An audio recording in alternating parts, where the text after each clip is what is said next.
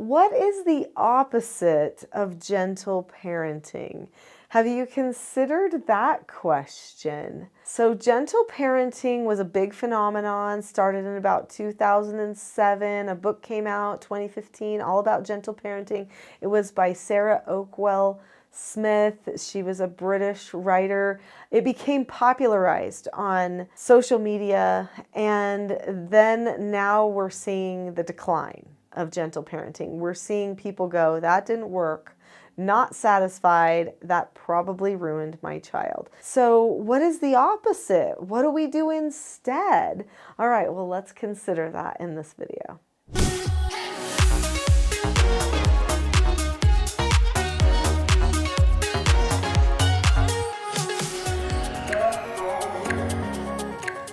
So I already mentioned a brief history of gentle parenting.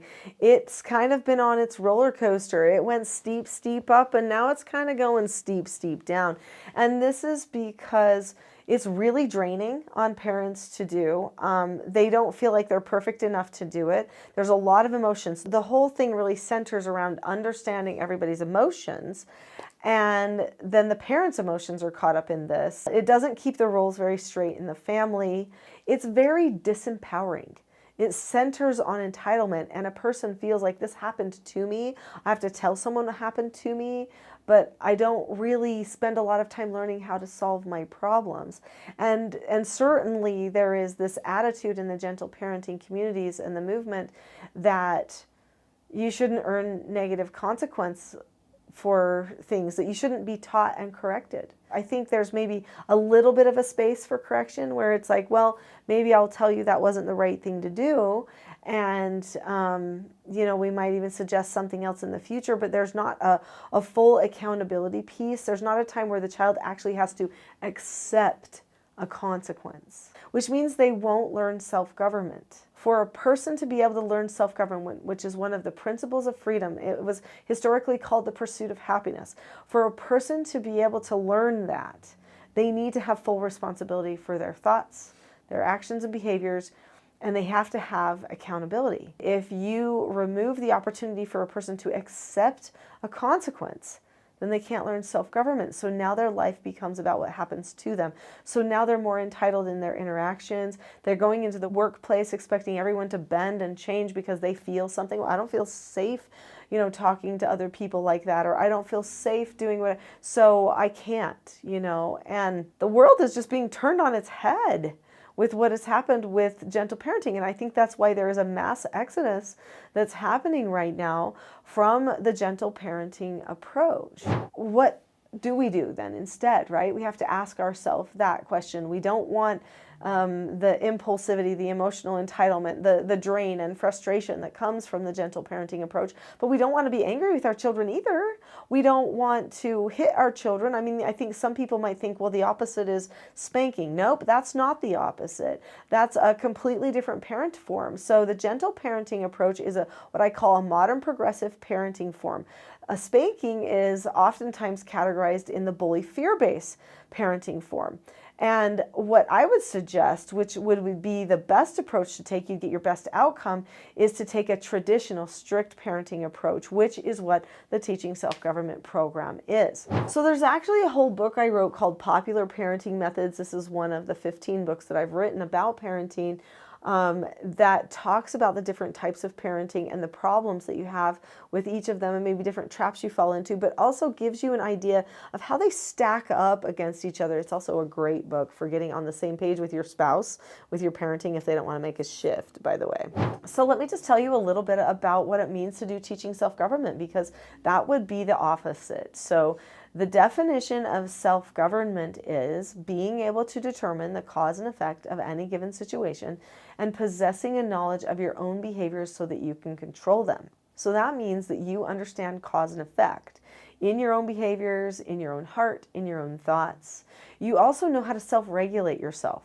You know when you're out of control, you know when you're in control, and which means you know when you're in what part of your brain that you're in, right? Like I have a whole children's series books on, they're called The Calm Crew. It's a set of 3 books that come together, and the first one's all about brain power. what's happening when I'm going out of control? What part of my brain am I at? And what happens to my thoughts at that time? And that kind of stuff. So they have this awareness, right? This cognitive awareness. Then the second book teaches them how to make a calm plan so that they can get there and take responsibility. Then the third book teaches them how to choose calm right in the minute when something hard happens.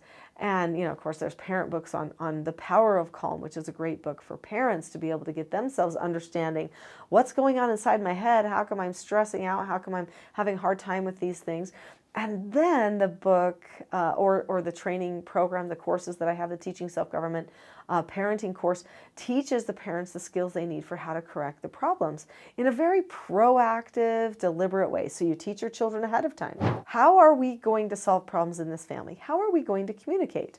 Well, we're going to learn some key skills, 4 basic skills: how to follow instructions, accept no answers and criticism, accept consequences, disagree appropriately. We're going to learn how to correct those problems. You're going to know exactly the words I'll say before I ever say them, but I will do them. I will consistently correct, and you will get the opportunity to actually accept your consequences. And then hopefully we'll do better the next time. We'll also praise you when things go well, right? Good should equal good, right? As well. And if you go completely out of control, we'll help you with that too. And we'll have accountability times where our family has meetings together, we discuss things, we problem solve together, we make plans for our development and our future, and we learn how to go through problem solving thinking so that we are maturing and preparing for adulthood. All of those pieces plus more are part of the Teaching Self-Government program. I'd love for you to get just a little bit of a glimpse of what I've got in that Teaching Self-Government program. So there is an app. It's called the Teaching Self-Government app, and it is free. There are 4 basic skills charts in there, so you can see those 4 basic skills. There's all kinds of podcasts and videos and articles that you can access. There's also a free job jar, which is so cool. When your children earn negative consequences, I'm a big fan of extra chores because work is the antidote for a sick character. So when they earn an extra chore, what are you going to have them do? Sometimes people aren't ready for that. Well, I'm ready for it. I've got like almost 400 jobs that have been programmed in there by age, how long it would take for each age. You put your child in and their birth month and their year so that the app knows the age.